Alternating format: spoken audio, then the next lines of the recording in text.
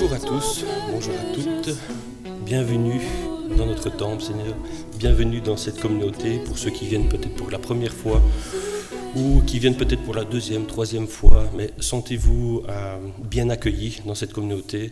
Nous avons un moment de partage tous ensemble, avec des chants, avec de la lecture, avec un moment de prédication, un moment autour de la table de la Sainte Seine, mais aussi un moment où nous pouvons parler, nous échanger ce qui a été fait de la semaine, ainsi de suite, ou apprendre à nous connaître tout simplement en fin de culte, car il y a du café, il y a de quoi se substanter qui est en bas. Donc, bienvenue à tout le monde et n'hésitez pas au nouveau à pouvoir venir en bas, discuter avec les frères et sœurs en Christ.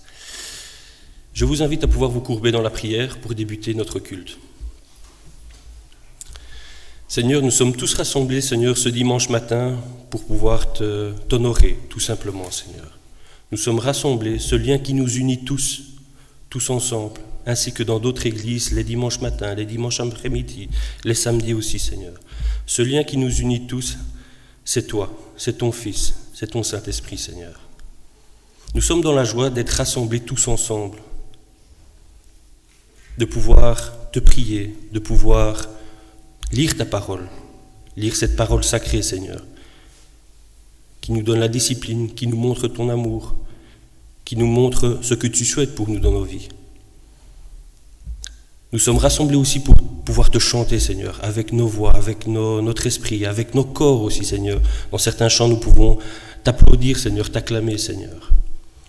Merci pour toutes ces choses que nous avons en liberté dans notre pays, Seigneur. Nous ne sommes pas sous le couvert de bombes, sous la difficulté vis-à-vis de notre État, Seigneur, à pouvoir nous rassembler, à pouvoir faire tout ce que nous allons faire ce dimanche matin, Seigneur.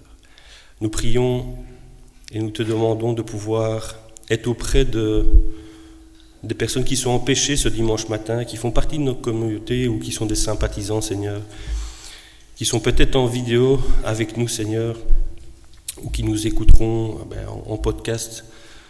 Nous te prions pour ces personnes-là, Seigneur, pour nos aînés, Seigneur, pour nos personnes malades, Seigneur. Nous avons une pensée précieuse pour elles, Seigneur. Te prions aussi pour d'autres pays, d'autres lieux qui sont dans la difficulté. On pense beaucoup à l'Ukraine, on pense beaucoup à Israël, à Gaza, tout ce qui se passe, où il y a beaucoup de médias, où il y a des points d'attention qui sont spécifiés sur ces zones-là, Seigneur. Mais il y a beaucoup de zones, Seigneur, où ton Église est persécutée. Nous avons une pensée spécifique pour elle, Seigneur. Et nous sommes dans la bonté et dans la reconnaissance, Seigneur, de savoir dans le pays dans lequel nous sommes, avec toute cette liberté que nous avons, Seigneur. Dans le bon nom de ton Fils Jésus. Amen. Alors je vous invite à pouvoir vous lever, à être dans la joie pour chanter notre premier chant, venez le célébrer. N'hésitez pas à chanter bien fort, accompagnons nos musiciens pour ce beau chant.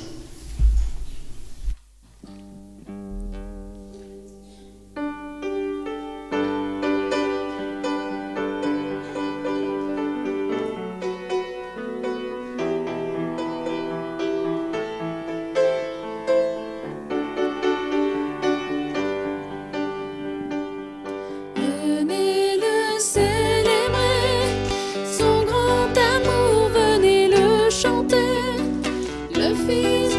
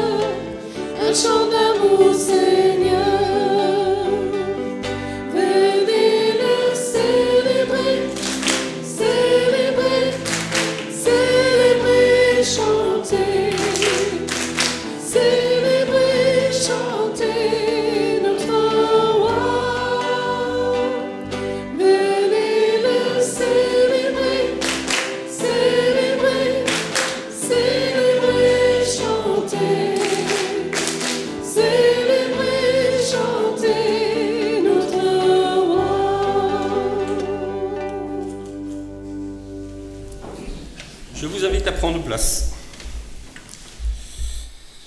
Et je vous invite à pouvoir prendre vos Bibles, prendre vos smartphones.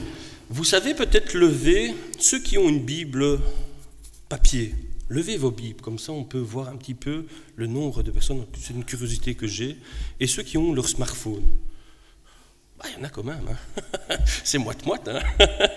Mais voilà, ouvrons la parole de Dieu, tout simplement. Mais en ce dimanche qui précède le lundi de Pentecôte, mais nous allons tout simplement lire dans Actes. Donc prenez Actes au chapitre 1 et nous allons avoir une lecture en cascade. Donc ceux qui ont leur Bible, on va chanter, vous allez pouvoir la refermer au besoin.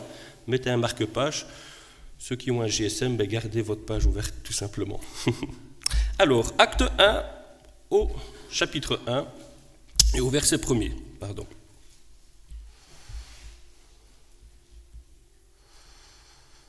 S'il y en a ceux qui n'ont pas de Bible, qui viennent peut-être pour les premières fois, n'hésitez pas à venir nous trouver à la fin du culte, moi, le pasteur, les anciens, pour dire de pouvoir éventuellement vous en offrir une, tout simplement, pour dire de pouvoir avoir aussi le texte en papier.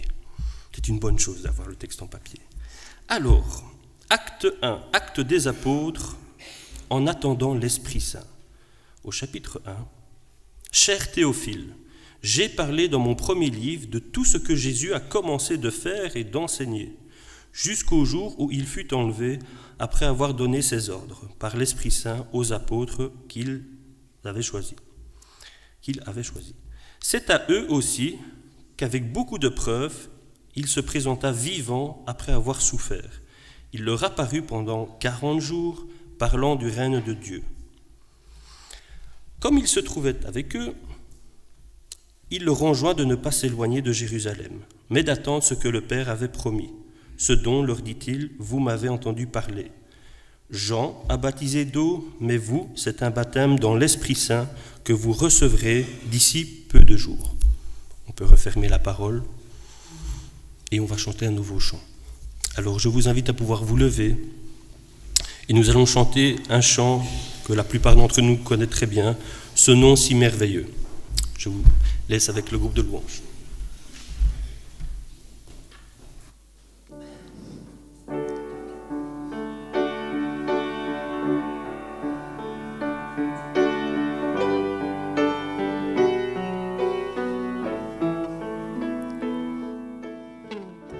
Tu étais là dès la création, Fils unique du Dieu très haut.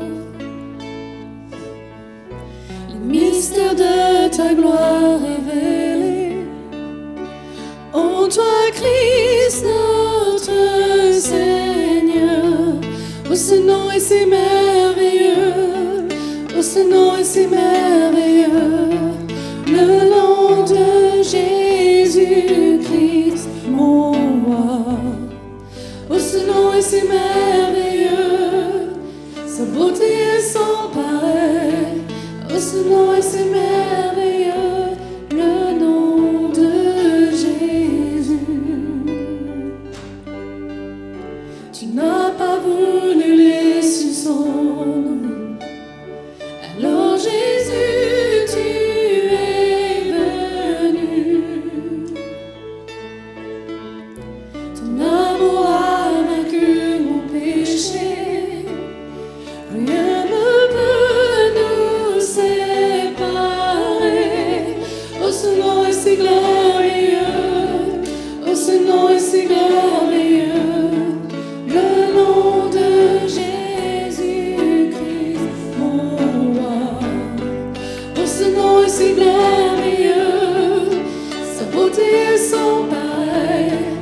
ce nom est si glorieux, le nom de Jésus.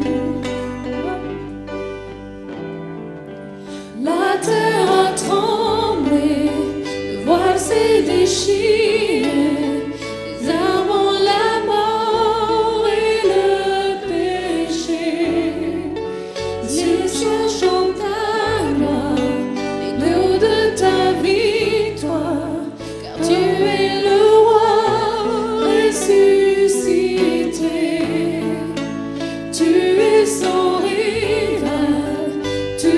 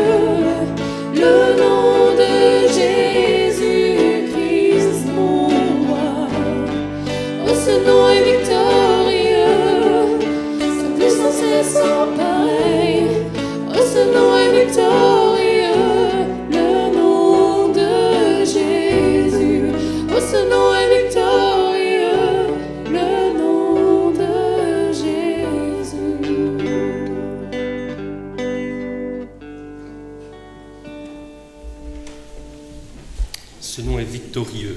Nous avons la victoire tous ensemble, grâce à Christ. Je vous invite à pouvoir reprendre où on en était, dans Actes des Apôtres, et là à partir du verset 6 dans le chapitre 1er.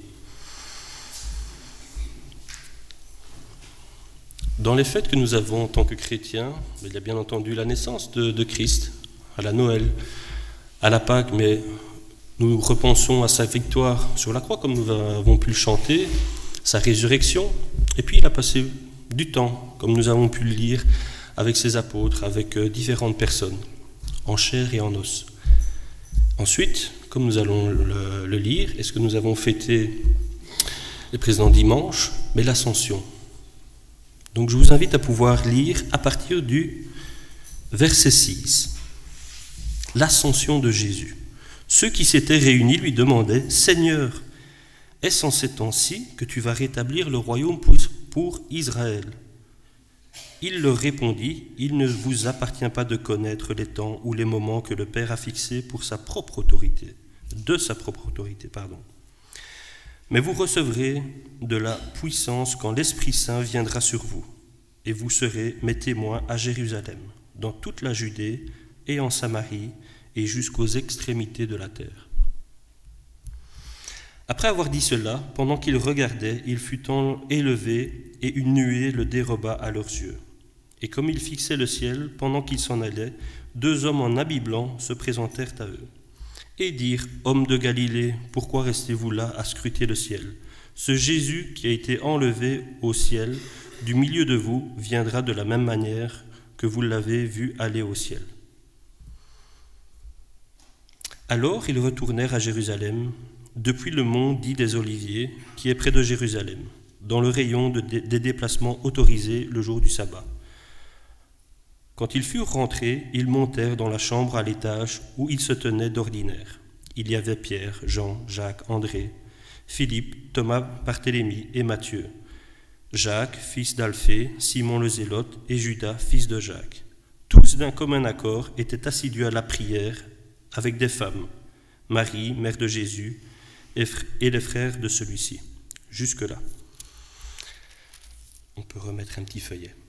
Donc voilà, nous avons vu le récit que nous avons vu précédemment de l'Ascension, et je vous invite à pouvoir chanter encore un chant qui est d'occasion tout simplement « Viens Saint-Esprit » et je vous invite à pouvoir vous lever.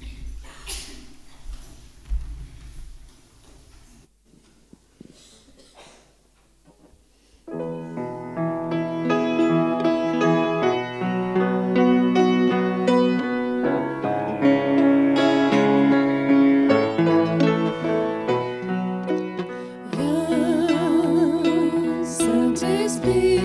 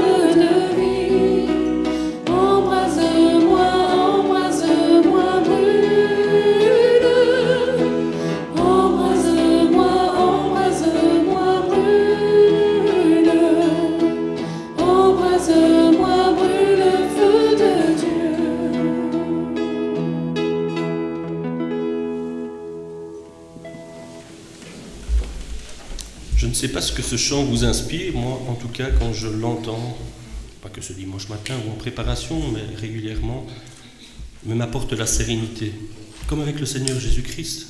Quand on passe par les moments de conversion, que l'on avance dans notre vie spirituelle et dans notre vie de tous les jours avec Christ, et voilà, ça nous donne la sérénité pour traverser les épreuves, pour traverser les joies aussi tout simplement, parce qu'on voit toujours, il faut traverser des épreuves dans la vie d'un chrétien, mais il y a beaucoup de joie. N'oublions pas cela. Je vous invite à pouvoir reprendre tout simplement dans notre lecture. Et là, on va faire un petit bond. On va aller prendre acte 2 à partir du chapitre du verset 1. Je vais y arriver aujourd'hui avec les chapitres des versets. Acte 2 au verset 1. Le petit bond que nous avons fait, chez vous, à tête reposée, vous pourrez le lire à votre aise.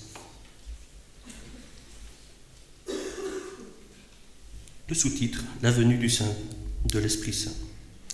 Lorsqu'arriva le jour de la Pentecôte, fête juive, il n'y a pas que les chrétiens qui fêtent la Pentecôte, allez rechercher exactement c'est quoi la Pentecôte juive. Ils étaient tous ensemble en un même lieu. Tout à coup, il vient du ciel un bruit comme celui d'un violent coup de vent qui remplit toute la maison où ils étaient assis. Des langues leur apparurent qui semblaient de feu et qui se séparaient les unes des autres. Il s'en posa sur chacun d'eux. Ils furent tous remplis d'Esprit Saint et se mirent à parler en d'autres langues, selon ce que l'Esprit leur donnait d'énoncer. Or, des Juifs pieux de toutes les nations qui sont sous le ciel habitaient Jérusalem. Au bruit qui se produisit, la multitude accourut et fut bouleversée, parce que chacun les entendait parler dans sa propre langue. Étonnés, stupéfaits, ils disaient « Ces gens qui parlent ne sont-ils pas tous galiléens ? Comment se fait-il que chacun de nous les entende dans sa langue maternelle ?» Parthèses, Mèdes, Élamites, habitants de Mésopotamie, de Judée, de Cappadoce, du Pont, d'Asie, de Phrygie, de Pamphylie, d'Égypte, de Libye, Cyréniaques, citoyens romains, Juifs et prosélytes, Crétois et Arabes, nous les entendons dire dans notre langue les œuvres grandioses de Dieu. Tous étaient stupéfaits et perplexes. Ils se disaient les uns aux autres, qu'est-ce que cela veut dire ? Je vous invite à garder le feuillet et nous allons parcourir quelques autres versets au moment de la Sainte Seine. Je vais vous inviter à pouvoir vous lever. Nous allons chanter et ensuite nous aurons la prédication de notre pasteur à qui je laisserai la place. Le chant que nous allons chanter, c'est Souffle, un chant de circonstance tout simplement.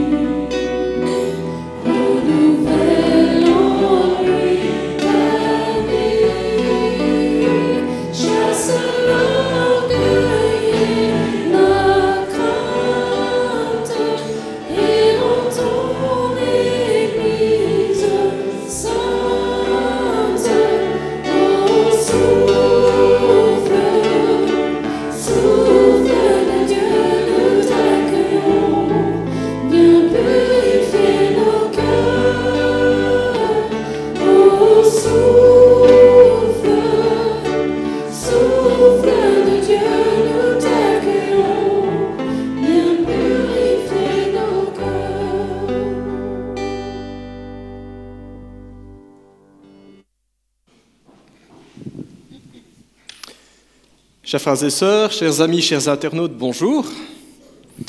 Nous nous retrouvons ce matin pour apporter un culte à notre Dieu par nos chants, par nos prières, mais aussi par l'écoute de sa parole. Alors le titre du message ce matin est « S'abreuver aux sources du salut ». S'abreuver aux sources du salut. Alors demain, ce sera un lundi un peu particulier, il s'agit du lundi de Pentecôte, alors beaucoup pensent au jour de congé, on va avoir un très long week-end, certains en ont profité sans doute pour partir en vacances, mais au-delà des congés, au-delà des vacances, nous voulons nous rappeler d'un événement qui est d'une importance majeure, un moment clé, et c'est l'événement que Tim nous a lu dans le livre des Actes, c'est le jour où Dieu a déversé son esprit sur nous, ses disciples, sur les chrétiens, sur l'Église. C'est un événement majeur qui n'a pas son égal, qui n'a pas son pareil dans l'histoire. Il n'y a pas des Pentecôtes, il n'y en a qu'une qui nous est précisée dans la Bible. C'est un événement qui a été longtemps annoncé par les prophètes, qui a été attendu par des générations de croyants et dont nous héritons aujourd'hui encore les effets et les bienfaits. La Pentecôte fait de nous, les chrétiens, l'Église, le peuple de l'Esprit, un peuple équipé, un peuple envoyé avec toute la puissance de Dieu, pas avec notre puissance, pas avec notre intelligence ou avec notre sagesse, mais avec celle qui nous vient de Dieu dans le Saint-Esprit. Nous sommes envoyés avec la puissance de Dieu pour marcher victorieusement sur les œuvres du diable, sur les œuvres du monde et sur la chair. Nous prêchons l'Évangile, puissance de Dieu qui transforme des vies. C'est ce que Jésus-Christ dira à ses disciples en Actes 1:8, nous l'avons lu il y a quelques instants. Jésus dira « Vous recevrez une puissance d'en haut et vous serez mes témoins ». C'est là la puissance de Dieu. Puissance de Dieu pour autant que, bien entendu, nous cherchions de tout notre cœur à faire la volonté de notre Dieu. Pour autant que nous fassions confiance à notre Dieu. Pour autant que nous apprenions à dépendre de lui. C'est pas agréable de dépendre à quelqu'un d'autre. On dit que c'est pas chouette d'être assisté, et pourtant un chrétien c'est cela. J'accepte d'être assisté par Dieu. J'accepte sa grâce, parce que mes œuvres, mes efforts sont insuffisantes. Puissance de Dieu, pour autant que je suis scrupuleusement sa parole, que j'apprenne à m'appuyer sur ses promesses, à suivre ses directives, à tenir compte de ses avertissements. Parce que sans la foi, sans la confiance, sans l'écoute de la parole de Dieu, il n'y a pas de puissance, il n'y a pas de sainteté, il n'y a pas de bénédiction, pas de percée pour l'Évangile, pas de progrès dans la vie chrétienne, pas de croissance dans une église locale, sans le Saint-Esprit. Tous ces domaines sont liés à la troisième personne de la Trinité en particulier, au Saint-Esprit. Pour le dire clairement et très simplement, c'est une question de vie ou de mort spirituelle. Le Saint-Esprit est une question, ou plutôt une personne qui est souvent négligée, car nous ne comprenons pas toujours comment Dieu agit. Et parfois, dans certains milieux, on en fait de trop. Il y a des excès qui sont faits au nom du Saint-Esprit. On voit des choses bizarres. Et parfois, ça fait peur. Alors on ferme la porte, en se disant « pas de ça pour nous ». Et pourtant, ce n'est pas comme ça que la Bible nous parle du Saint-Esprit. Il est bon pour nous. Ce n'est pas une maladie, le Saint-Esprit. Il est bon pour nous.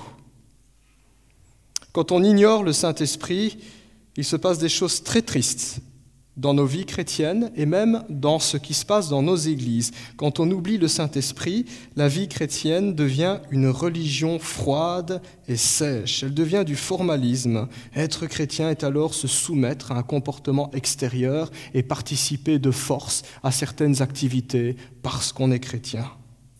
Et dans nos églises, quand on oublie le Saint-Esprit, nous devons le remplacer par autre chose. Et souvent, dans nos milieux évangéliques, on le remplace par des techniques humaines qui allient le divertissement et le management. On va proposer toute une palette d'activités et on va essayer de créer une ambiance pour que les gens se sentent bien et ça va attirer du monde et on regarde les chiffres en disant « voilà, on a la bénédiction du Seigneur ». Et puis quand il y a une épreuve, eh bien la coquille s'effondre et on réalise que dans le cœur, il n'y avait pas grand-chose. Il n'y avait pas grand-chose. Négliger le Saint-Esprit, lui faire obstacle d'une manière ou d'une autre, ou chercher à remplacer le Saint-Esprit, revient en quelque sorte à couper la chaîne d'approvisionnement d'une armée qui est en pleine campagne. Elle n'a plus de force, elle n'a plus de ravitaillement. Il n'y a plus de renforts qui suivent. Voilà pourquoi le Christ parle d'une puissance pour la vie chrétienne, puissance pour être témoin, puissance pour être disciple. À l'occasion de la Pentecôte, nous voulons ce matin revenir sur une des plus belles promesses de Jésus à propos du Saint-Esprit. Jésus a beaucoup parlé du Saint-Esprit, je ne vais pas prendre tous les textes, on n'aurait pas le temps ce matin, mais juste un texte. Une promesse qui nous rappelle combien l'Esprit Saint est précieux, combien il vaut la peine de prendre conscience de sa présence dans notre vie, dans l'Église, combien il est important de chercher à lui faciliter son œuvre. J'aime beaucoup quand Jésus que le Saint-Esprit, c'est comme le vent. On ne sait pas d'où il vient ni où il va. Eh bien, nous, les chrétiens, nous sommes des navigateurs. Quand on sent le vent souffler, il faut mettre les voiles. Sinon, on ne va pas bouger, on ne va pas avancer, on ne va pas progresser. Apprendre à collaborer avec lui. Parce que le désir du Saint-Esprit n'est ni plus ni moins que de glorifier le Seigneur Jésus-Christ, de manifester sa vie dans notre vie et dans nos églises. Je vous invite ainsi à ouvrir la parole de Dieu dans l'évangile de Jean, et nous lirons au chapitre 7, les versets 37 à 39. Jean, chapitre 7, versets 37 à 39. Juste un texte pour ce matin, mais un texte qui est d'une grande richesse. Voilà, j'entends les pages qui tournent. Par contre, j'entends pas vos doigts qui tapotent sur les smartphones. Alors, la question, est-ce que ça va plus vite avec smartphone ou avec Bible? Voilà. Ça dépend. Si vous connaissez bien vos Bibles, vous allez plus vite qu'avec un smartphone ou une tablette. Ça dépend. Jean chapitre 7, versets 37 à 39. Alors, que nous dit Jésus sur le Saint-Esprit? Voici ce que nous lisons. Le dernier jour, le grand jour de la fête, Jésus, debout, s'écria : « Si quelqu'un a soif, qu'il vienne à moi et qu'il boive. Celui qui croit en moi, des fleuves d'eau vive couleront de lui, comme l'a dit l'Écriture. » Jésus dit cela à propos de l'Esprit que devaient recevoir ceux qui croiraient en lui. En effet, l'Esprit Saint n'avait pas encore été donné parce que Jésus n'avait pas encore été élevé dans sa gloire. Amen. Jusqu'à la lecture, je vous invite à prier. Seigneur Jésus-Christ, nous voulons encore nous tourner vers toi ce matin. Par la foi, nous voulons nous mettre à l'écoute de ce que tu veux nous dire et nous voulons nous abreuver dans ces flots que tu décris comme étant ton esprit. Donne-nous, Seigneur, un cœur bien disposé pour comprendre cette parole, pour nous ouvrir à l'action du Saint-Esprit que tu as donné le jour de la Pentecôte. Seigneur, que tu puisses avoir la liberté ce matin à la fois de nous parler, donne-nous des yeux pour voir, des oreilles pour entendre et un cœur pour comprendre. Au nom de Jésus. Amen. Voilà, alors dans ce texte, nous sommes à Jérusalem. Nous sommes à Jérusalem, et pas n'importe quand. Le texte nous parle d'une fête. Elle nous dit que la fête bat son plein. C'était le dernier jour, le grand jour de la fête, précise le verset 37. Le moment le plus important de cette fête. Alors la question qui peut se poser pour nous qui sommes chrétiens, de quelle fête s'agit-il exactement? Est-ce que c'est Noël? Est-ce que c'est Pâques? Est-ce que c'est Pentecôte ou Ascension? Alors ce n'est pas une fête chrétienne, il s'agit d'une fête juive plus particulièrement, et de la fête des tentes. Alors comment peut-on savoir que c'est la fête des tentes ou la fête des cabanes, la fête des huttes, peu importe la traduction que vous avez dans vos Bibles? Tout simplement, au début du chapitre 7, il l'est précisé, Jean chapitre 7, verset 2, on nous dit que ça va bientôt être la fête des tentes. Puis au verset 10, on nous dit que Jésus va à Jérusalem à la fête des tentes. Et là, il va y avoir toutes sortes de rencontres, toutes sortes de discussions pendant cette fête où il y avait beaucoup de monde. Alors ce n'est pas rien, ce n'est pas n'importe quelle fête, la fête des tentes. Il s'agit d'une des grandes fêtes qui ont été instituées par l'Éternel dans la loi de Moïse. Si vous regardez dans Lévitique 23, vous avez toute la liste des fêtes que Dieu ordonne aux Juifs de célébrer pendant l'année, chaque fête ayant une signification précise. Au cours de la fête des tentes, les Juifs avaient pour tradition de célébrer la fin des vendanges et des moissons. C'était le vin nouveau, on emmenait des chariots de raisins vers les pressoirs. On imagine aussi les greniers. Les greniers étaient remplis de légumes, de corbeilles de fruits, de sacs de grains. L'ambiance était un petit peu comme dans un marché. Il y avait de l'agitation, de la joie, et puis cette odeur de fruits frais comme ça. Donc voilà ce qui se passait à Jérusalem. À l'occasion de cette fête aussi, qui durait un peu plus d'une semaine, alors dans la loi de Moïse, c'est 7 jours, et même un 8e, mais dans l'histoire, les Juifs avaient tendance à faire des rallonges au niveau de cette fête. Il y a même un moment où ça a duré plus d'1 mois. Pour vous dire, les Juifs aiment bien faire la fête, surtout quand il s'agit de louer l'Éternel. Alors, à l'occasion de cette fête, les Juifs habitaient sous tente. Imaginez Jérusalem, si vous avez déjà vu des photos de la ville sainte. Alors, on n'a pas des photos de l'époque, malheureusement, mais des tentes partout. Des tentes dans les rues, des tentes sur les places, des tentes sur les toits des maisons, puisqu'en Orient, les toits sont plats, c'est pas comme en Belgique. Et c'était effectivement ce qu'avait ordonné l'Éternel. Dans la loi de Moïse, Dieu dira à son peuple, vous vous ferez des tentes, vous vous ferez des cabanes, vous vous ferez des huttes pendant cette fête et vous vivrez, vous ferez la fête dans ces tentes-là, afin que vous vous souveniez que pendant 40 ans dans le désert, vous avez vécu sous des tentes. Et que là, dans le désert, l'Éternel vous a donné de l'eau à boire et la manne à manger. C'est ce que Dieu dira. Les Juifs, pendant cette fête, considéraient alors les bienfaits de la terre, leurs vendanges et leurs moissons, comme une bénédiction donnée par Dieu. Une bénédiction qui avait été rendue possible parce qu'en Orient, au Proche-Orient en particulier où le climat est plutôt désertique, c'est Dieu qui donne la pluie. Et sans la pluie, sans l'eau, il n'y a pas de vie, il n'y a pas de récolte, il n'y a pas de bénédiction tout simplement. Ainsi, l'eau, en tant que symbole de source et de vie, avait une place toute particulière pendant la fête des tentes. D'ailleurs, chaque jour, pendant la fête des tentes, donc fête de 1 semaine, chaque jour il y avait dans la ville sainte une procession au cours de laquelle, à l'époque, le grand prêtre puisait dans une cruche d'or, donc pas n'importe quelle cruche, une cruche d'or, c'est vraiment pour dire qu'on met cela à l'honneur. Il puisait dans une cruche d'or de l'eau en provenance de la source de Gihon. Il se rendait ensuite au temple de Jérusalem en passant par la porte dite des eaux. Donc si vous regardez dans vos Bibles, à la fin vous avez un plan de Jérusalem du temps de Jésus et vous avez la localisation de la source de Gihon, vous avez la localisation de la porte des eaux et vous pouvez suivre le trajet de la procession. Donc le grand prêtre avec sa cruche d'eau, il passait la porte des eaux, il se rendait au temple et là, escorté par les prêtres, accompagné par le peuple qui louait le Seigneur dans leurs chants et dans leurs prières, il montait jusqu'à l'autel et il déversait l'eau ainsi puisée en libation devant l'Éternel. Libation, c'est tout simplement verser un liquide, le répandre comme un sacrifice pour Dieu. C'est ce qu'il faisait.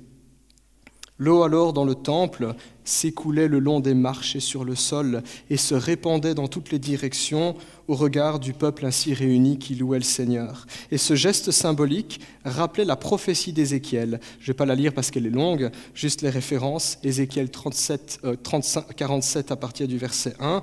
On nous dit que viendra un jour où un fleuve prendra source dans le temple de l'Éternel et que ce fleuve se répandra, symbole de vie et symbole de bénédiction. Et voilà un petit peu ce que faisait le grand prêtre.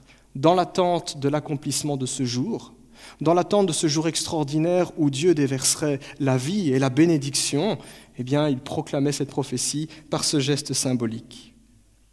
On retient aussi qu'à cette époque, les prêtres lisaient Zacharie, chapitre 14, versets 16 et suivants.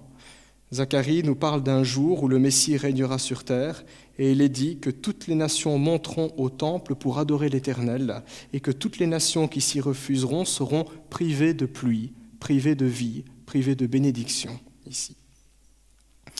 Chaque jour, il y avait donc cette procession, ces lectures, ces chants, ces prières.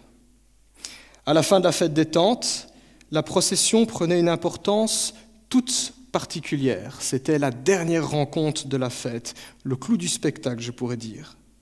Le peuple réuni pour clôturer les festivités rendait une dernière fois grâce à Dieu pour les fruits de la terre, tout en exprimant dans leurs chants, dans leurs prières, dans leurs paroles, le souhait le plus profond de leur cœur. Et ce souhait était voir l'accomplissement de cette ultime espérance tant annoncée par les prophètes, ne plus jamais connaître la soif, être toujours au bénéfice de cette source intarissable promise par Dieu, cette source de vie et de bénédiction symbolisée par Dieu. Voilà l'ambiance qu'il y avait dans cette fête. C'est alors qu'au beau milieu de la fête, au beau milieu de cette dernière procession, Jésus debout s'écrie « Si quelqu'un a soif, qu'il vienne à moi et qu'il boive, celui qui croit en moi, des fleuves d'eau vive couleront de lui. » C'est là le contexte de ces paroles.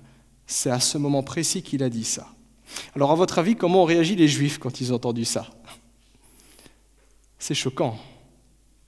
C'est choquant de tenir de tels propos dans un tel endroit en pareilles circonstances.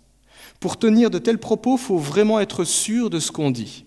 Pour nous aider peut-être à comprendre combien l'événement a dû surprendre ou secouer les Juifs, eh bien, imaginez que vous mettiez les pieds dans une mosquée le jour de la fête du mouton et vous criez au milieu de la mosquée « Je suis l'agneau de Dieu qui ôte les péchés du monde ».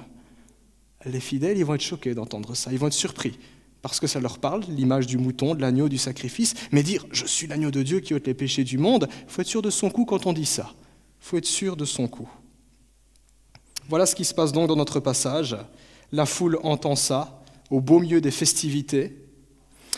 Et il y a de l'agitation, la réaction ne se fait pas attendre. Alors on n'a pas lu la suite du texte, mais si vous regardez, si vous avez votre Bible ouverte, vous pouvez regarder à partir du verset 40, la foule se divise, il y a de l'agitation. Il y en a certains qui vont dire « Jésus est un prophète ». Il y en a d'autres qui vont dire « C'est le Messie, c'est le Christ ». Et il y en a d'autres qui vont dire « Non, c'est pas le Messie, c'est pas le Christ, charlatan, il perturbe les festivités, c'est un blasphème ». Il y a de l'agitation. L'agitation est elle-même que les gardes envoyés par les chefs religieux, parce que forcément les chefs religieux, ils ne vont pas aimer qu'on fasse ça dans le temple, ils vont appeler le service d'ordre. Dehors Jésus. Les gardes qui ont envoyés par les chefs religieux pour arrêter Jésus vont refuser de mettre la main sur lui, tant ils étaient bouleversés par les paroles du Christ. Vous lisez au verset 46, les gardes reviennent et les chefs religieux ne sont pas contents en disant « Mais pourquoi vous ne l'avez pas arrêté ?» Et les gardes répondront « Jamais personne n'a parlé comme cet homme ». Voilà. Tout le monde ne croyait pas forcément en Jésus, mais tous reconnaissaient que ses paroles étaient vraiment interpellantes, pertinentes. Jésus voyait juste. Jésus mettait le doigt sur les plus profondes aspirations du peuple d'Israël et il apportait une solution que tous n'étaient pas prêts à accepter, mais il avait mis le doigt sur cette réalité-là. Votre âme a soif, vous aspirez à autre chose et vous annoncez l'accomplissement de cette espérance, mais vous n'en comprenez pas encore le sens. Quand on lit ce texte, l'expérience d'Israël, les propos de Jésus, bien, ce n'est pas très compliqué de faire le lien avec nous, parce qu'au final, nous ne sommes pas si différents que les Juifs, il y a 2000 ans. Nous aussi, nous connaissons la soif. La soif est une sensation désagréable, n'est-ce pas? Je pense que tout le monde ici a déjà eu soif. Maintenant, je ne sais pas si vous avez déjà eu très soif, au point d'être prêt à boire n'importe quoi, mais c'est une sensation désagréable. La bouche devient sèche. Le corps devient pesant, on a l'impression de traîner un boulet, et puis on se dit, ce boulet, c'est moi, j'ai soif. La tête qui s'étourdit, on a la tête qui tourne, et le plus horrible dans la soif, c'est ce sentiment de manque qui, chaque seconde, chaque minute, chaque heure, devient de plus en plus fort. Il y a un manque. Et ce sentiment devient parfois tellement fort que le moindre bruit qui évoque de l'eau semble être la plus belle mélodie du monde. Vous passez à côté d'un ruisseau quand vous avez soif, ça vous donne encore plus soif. Vous entendez une fontaine, vous posez la question, est-ce qu'il y a un petit panneau qui indique eau potable? Est-ce que je peux boire là-bas? La soif dont Jésus parle ici, ce n'est pas la soif du corps, il faut boire de l'eau, nous disent les médecins, et c'est vrai, mais c'est aussi la soif de notre âme. Et plus précisément, c'est celle-ci dont il est question dans le passage. Jésus parle de la soif de l'âme. La soif de l'âme, ce sont tous nos soupirs, souvent inexprimables, mais ces soupirs bien réels qui régissent le cours de notre existence, toute notre existence. En fait, derrière tout ce que nous faisons, tous les jours, même nos automatismes, tout ce que nous faisons, même sans y penser, il y a toujours une raison, et cette raison est à chercher au plus profond de l'âme. Il s'agit de nos aspirations au bonheur, à la joie, au plaisir. Il s'agit de notre besoin de nous sentir en sécurité, aimés et acceptés par les autres. Il s'agit de notre envie d'accomplir des choses qui ont du sens, de connaître le succès et la réussite.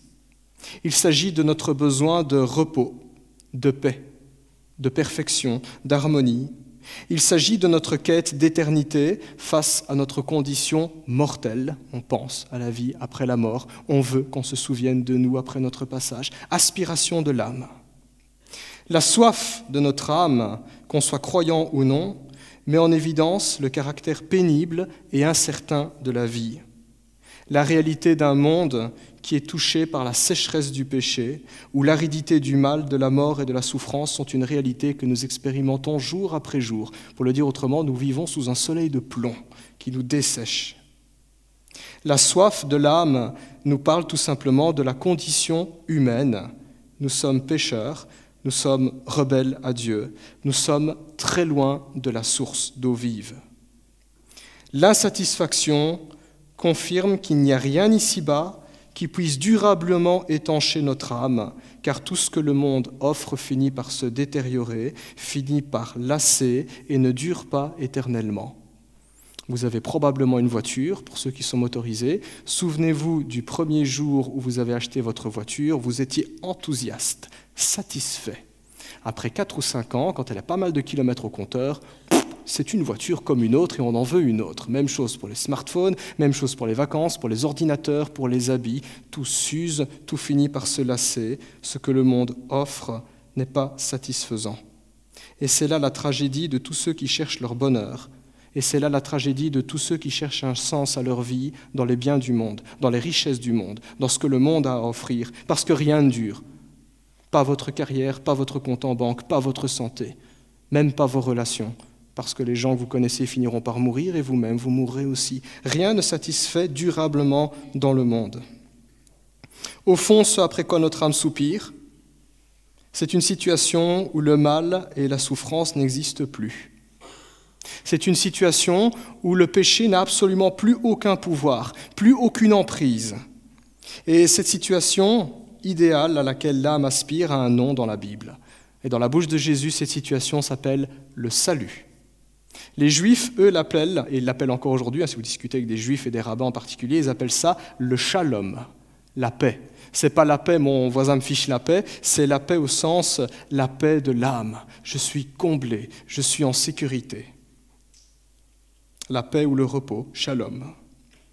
Le salut ne se fabrique pas. Le salut se reçoit. C'est un don gratuit, nous dit la Bible, et ce don vient bien de quelque part, ou plutôt de quelqu'un. Ce don nous vient de Dieu. Il est la source du salut, parce que lui seul a le pouvoir de pardonner les péchés.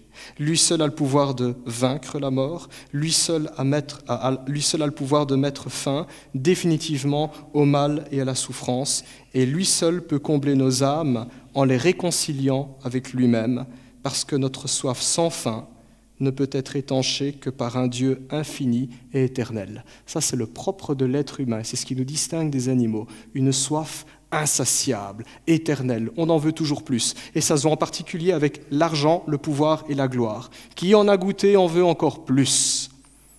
Et cette soif insatiable nous parle que nous avons été créés pour connaître quelqu'un d'infini, d'éternel, capable de combler ce vide. Dans notre passage, Jésus appelle ainsi toute personne qui se reconnaît assoiffée, toute personne qui a conscience de ce qui se passe dans son âme, consciente de sa condition pécheresse, marquée par la mort et la souffrance. Et Jésus invite toutes ces personnes-là à venir à lui pour étancher leur âme, pour être sauvées d'une mort et d'une condamnation certaine en dehors de lui. Car Jésus est la source de la vie et lui incarne la bénédiction promise par Dieu. J'aime beaucoup au début de la Bible, quand on lit l'histoire d'Abraham, qui est le père des croyants, on nous dit, c'est l'homme de foi par excellence, et la promesse que Dieu donne à Abraham, il lui dit « Ta descendance sera une bénédiction pour toutes les nations de la terre ». Et à partir de ce moment-là, Abraham, qui n'arrivait pas à avoir des enfants, eh bien, nous nous posons la question, qui sera cette descendance d'Abraham ? Parce qu'on se dit, il est stérile. Plus on avance, on voit que Dieu donne à Isaac, Jacob, vous êtes les patriarches, le peuple d'Israël, jusqu'à Jésus-Christ. Galates chapitre 3 précise, c'est lui la descendance promise. C'est en lui que toutes les nations sont bénies. C'est lui la source d'eau vive. C'est lui, c'est Jésus. Ce n'est d'ailleurs pas la première fois que Jésus s'exprime ainsi. Si vous avez déjà lu l'évangile de Jean, au chapitre 4, vous avez une rencontre assez intéressante. Jésus va à Samarie et il rencontre une femme samaritaine au bord d'un puits et lui demande à boire. Et la femme engage une conversation avec Jésus, elle est assez surprise de voir qu'un juif, il y avait du racisme entre les juifs et les samaritains, je me demande comment un homme juif en plus ose me demander à boire, et Jésus dira, quiconque boit l'eau de ce puits-là aura encore soif, mais celui qui boit l'eau que je lui donnerai deviendra une source qui jaillira dans sa vie jusque dans la vie éternelle, dira Jésus. Donc ce n'est pas la première fois que Jésus vient avec la thématique de l'eau, pour parler du salut, pour parler de ce qu'il a à offrir à notre âme. L'eau est synonyme du salut, et dans Jean chapitre 7, à la fête des tentes, Jésus-Christ explique plus précisément comment ça fonctionne, et il précise que cette eau n'est autre que la puissance du Saint-Esprit, la personne même de Dieu, Dieu lui-même, qui vient établir sa demeure dans tous ceux qui placeront leur foi en Jésus pour le pardon de leurs péchés. Après sa mort, après sa résurrection et après son ascension. Et c'est exactement ce que nous dit le verset 39, qui nous dit Jésus dit cela à propos de l'Esprit que devaient recevoir ceux qui croiraient en lui.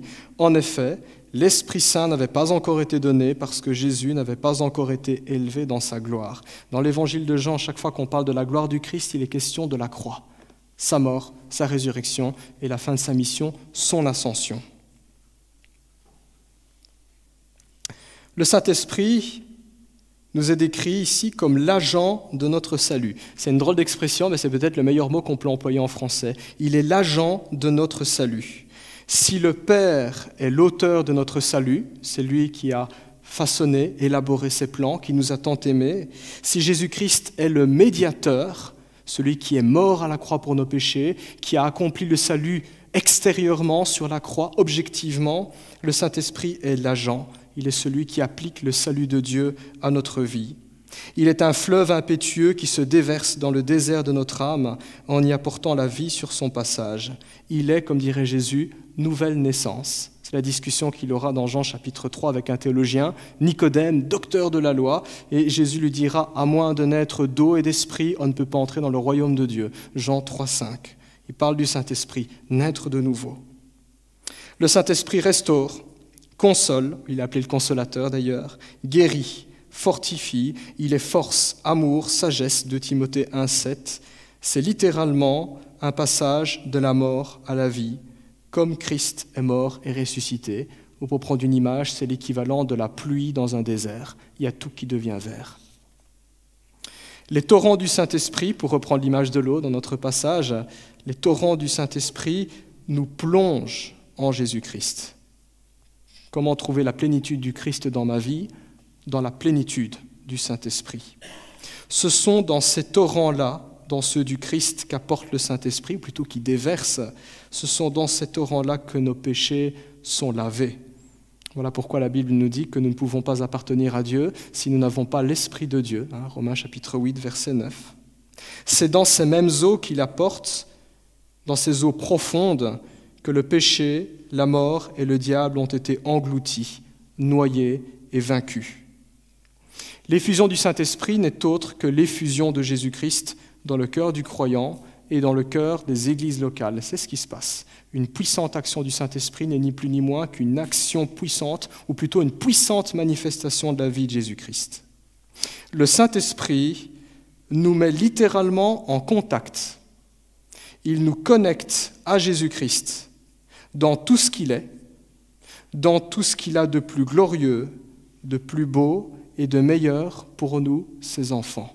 Et c'est exactement ce que le Christ s'est efforcé d'expliquer aux apôtres. Jean chapitre 16, verset 14, Jésus-Christ dit du Saint-Esprit « Il me glorifiera, car il prendra de ce qui est à moi et il vous l'annoncera. » Il est ce lien, en quelque sorte, ou cette soudure entre nous et Jésus.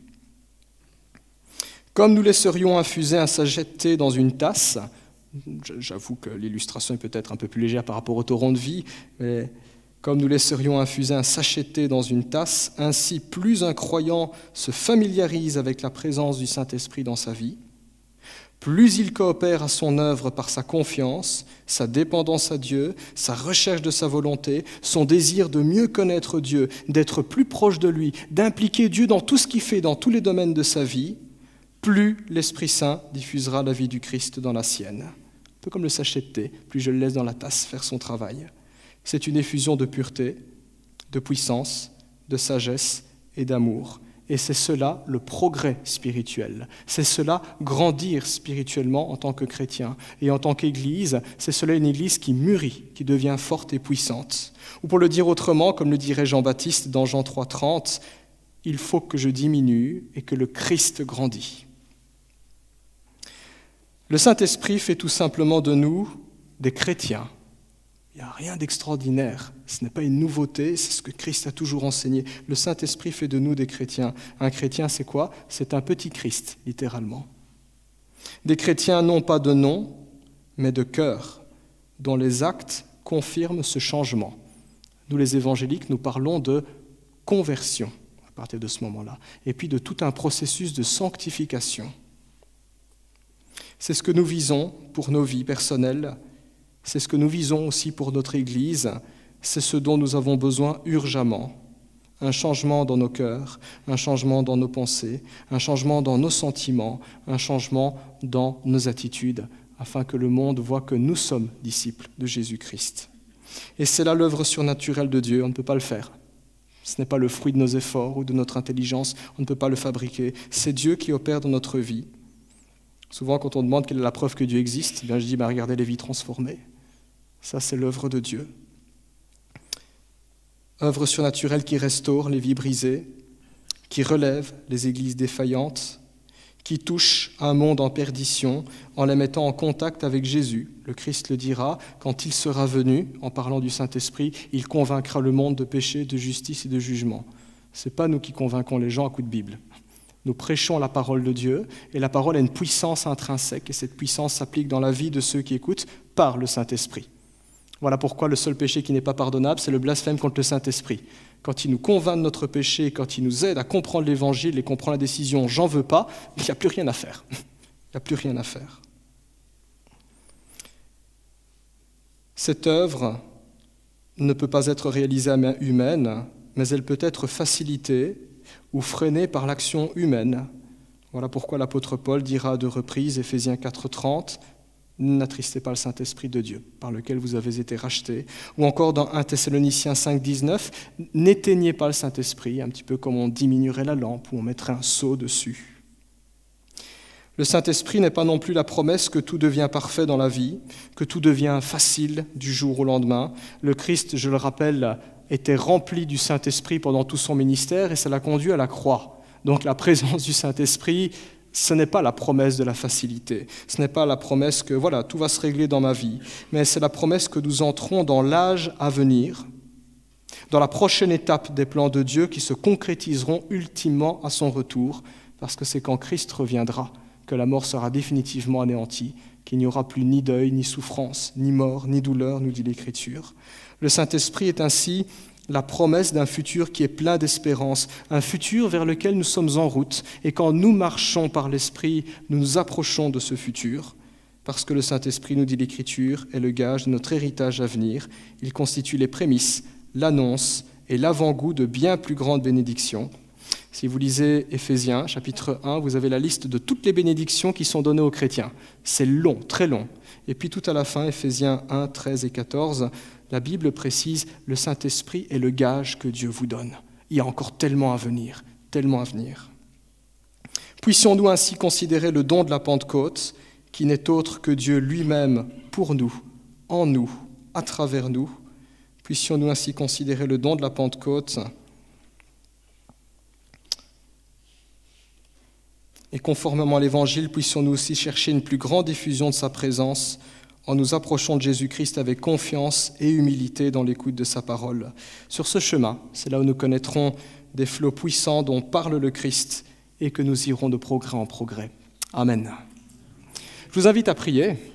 Alors, une fois n'est pas coutume, je lirai une prière. Il s'agit d'une prière puritaine. Pour ceux qui ne connaissent pas les puritains, il s'agit d'un mouvement dans le protestantisme qui a particulièrement impacté le protestantisme au XVIe et au XVIIe siècle. C'était un mouvement de renouveau. Et certains puritains écrivaient leurs prières. Et ça a créé des carnets de prières. On connaît peut-être moins ça dans nos milieux évangéliques, mais ça existe, ça fait partie de l'héritage protestant. Et j'aimerais bien vous lire une prière qu'un chrétien a priée il y a 10 siècles.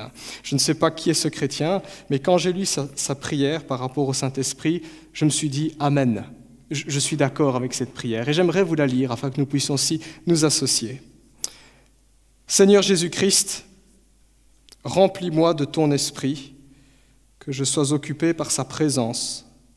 Je suis aveugle, envoie-moi l'Esprit pour me faire voir. Je suis dans l'obscurité, que ton Esprit dise que la lumière soit. Que l'Esprit me donne la foi de contempler mon nom gravé dans ta main, Jésus.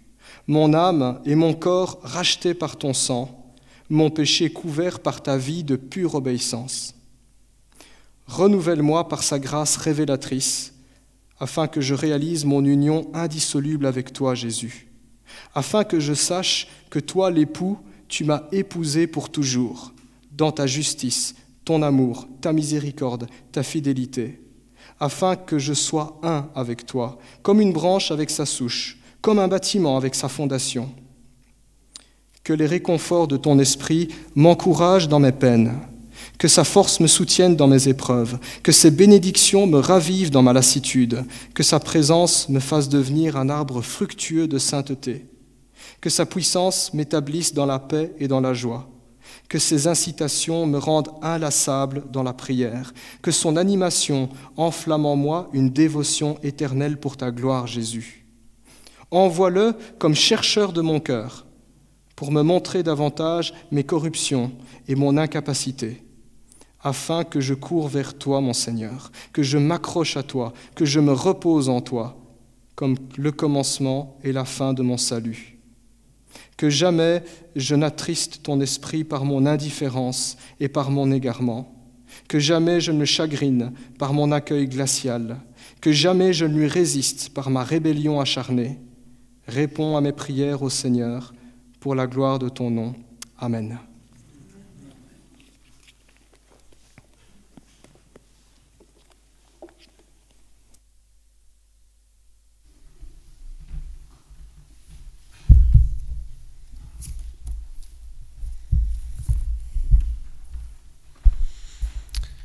Merci à notre pasteur pour cette préparation de prédication, ce qui nous a été apporté à tout un chacun, qui est en lien avec les chants que nous avons chantés avant la prédication, avec les textes que nous avons lus et de ce que nous allons continuer durant ce dimanche matin avec nos offrandes, avec la table de la Sainte Seine.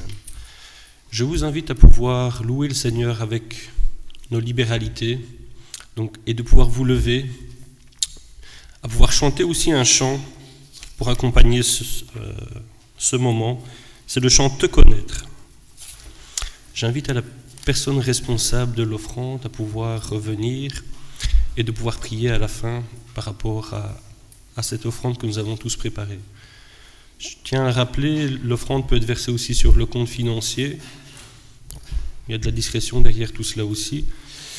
Et cette offrande sert à différentes choses au sein de notre communauté, mais pas que simplement au sein de notre communauté, mais sert à la charité aussi envers d'autres œuvres. Nous avons pu le voir au niveau de l'Assemblée générale, les orientations diverses de l'utilisation de l'argent dans notre Église.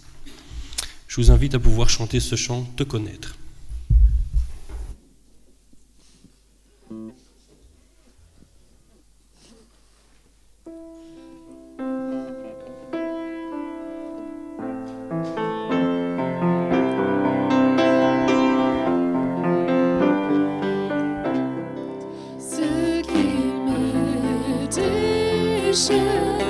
Pour construire